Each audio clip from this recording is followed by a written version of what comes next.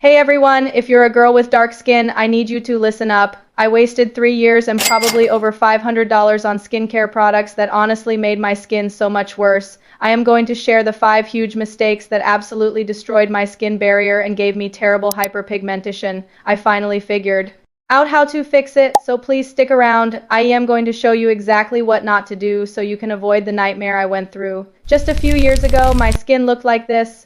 I had post-acne marks all over my cheeks, my skin tone was incredibly uneven, and it was constantly irritated and sensitive. I felt like I was in a never-ending cycle of breakouts and dark spots. I was so desperate, I tried everything you can imagine. I bought all the trendy brightening serums that influencers were raving about. I was slathering on exfoliating acids every night. I tried every vitamin C serum on the market, but nothing seemed to work. In fact, some of these products made my skin visibly worse.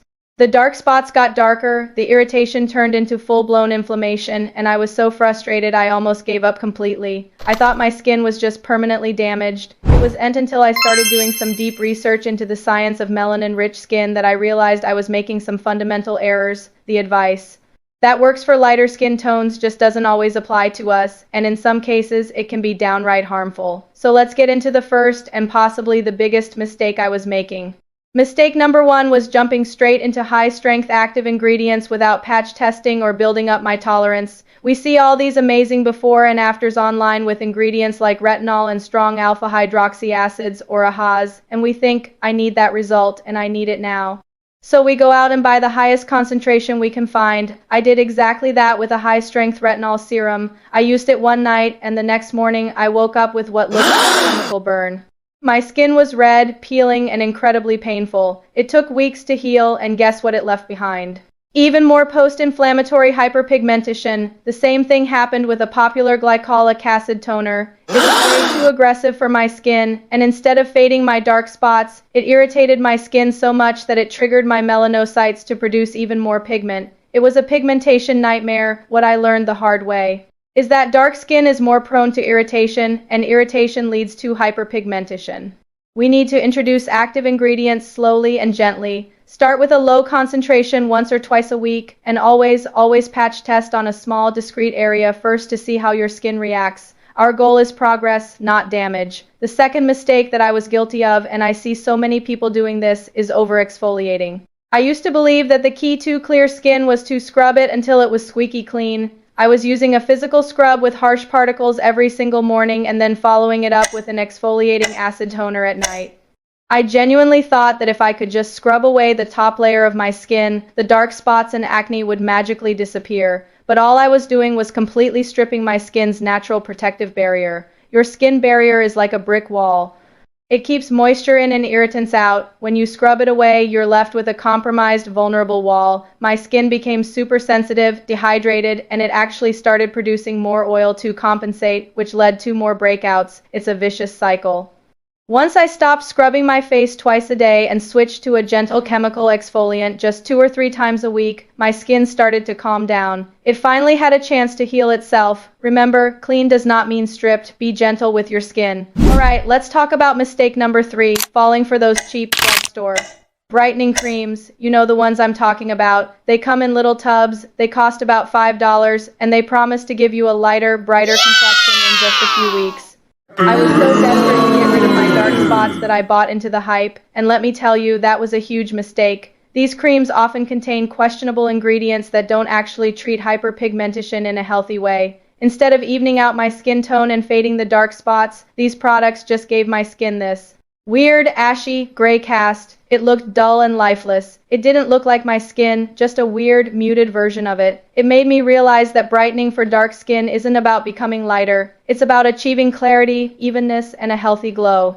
We don't want to bleach our skin. We want to heal the hyperpigmentation. So I threw all of those cheap creams in the trash and promised myself I would never use them again. We need to look for ingredients that target pigment production safely, not products that just coat the skin in an ashy film. Mistake number 4 is probably the most common skincare crime of all. Time, and I was a serial offender. I was not consistent with sunscreen. I know, we've all heard it a million times, but I honestly didn't think it was that big of a deal. I thought since I have dark skin, I have natural protection, so I only wore sunscreen if I was going to the beach or spending the whole day outside. I was so wrong. The sun's UV rays are one of the biggest triggers for hyperpigmentation. Every time you expose your skin to the sun without protection, you're essentially telling your melanocytes to go into overdrive and produce more pigment. So all that hard work you're doing with your serums and treatments to fade your dark spots, you're undoing it every single morning you step outside without SPF. Dark spots will not fade, and they will likely get darker. If you aren't protecting your skin from the sun every single day, rain or shine, indoors or outdoors, you need to wear a broad-spectrum sunscreen with at least SPF 30. It is the most important step in any skincare routine, but especially for those of us dealing with hyperpigmentation. The final mistake, number 5, was getting the order of my products all wrong. I had no idea that layering your skincare correctly was so important. I would wash my face, and then, because my skin felt tight, I would immediately slather on a thick, heavy moisturizer. Then I would try to put my active serums, like a vitamin C or a dark spot treatment, on top of that thick cream. I was basically creating a barrier that prevented my expensive, powerful treatment serums from ever actually reaching my skin. They were just sitting on top of the moisturizer, unable to penetrate and do their job. It's like trying to paint a wall after you've already put the wallpaper up. It just doesn't work. The general rule of thumb for skincare layering is to go from the thinnest consistency to the thickest. So that means after cleansing, you should apply your water-based serums first, then your oils or more targeted treatments, and then seal everything in with your moisturizer. And of course, the very last step in your morning routine should always be sunscreen. Getting the order right ensures that each product can work effectively and you get the maximum benefit from your routine. So after all that trial and error, all the burns and irritation, what finally fixed my skin? It's almost ridiculously simple. The game changer for me was this $12 niacinamide serum. Niacinamide, which is a form of vitamin B3, is an incredible ingredient for dark skin. It does so many things at once. It helps to strengthen your skin barrier, which I had completely destroyed. It regulates oil production, which helps with my breakouts, and most importantly for me, it helps to inhibit the transfer of pigment within the skin, which means it fades dark spots and evens out your skin tone without any of the harsh bleaching or irritating side effects. It's gentle but so effective. Once I simplified my routine and focused on healing, everything changed. My current morning routine is just 4 simple steps. I use a gentle, hydrating cleanser. Then I apply my niacinamide serum all over my face. After that, I follow up with a simple, non-comedogenic moisturizer to lock in hydration. And the final, non-negotiable step is a broad-spectrum SPF 50. That's it.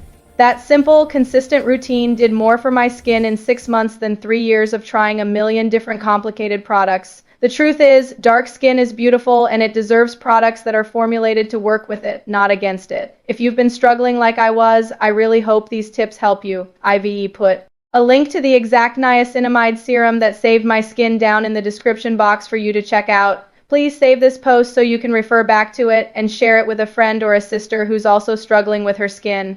You could save her a lot of time, money, and frustration. Don't forget to subscribe to this channel, like this video, and share with all your besties. I see you soon, and thanks for watching.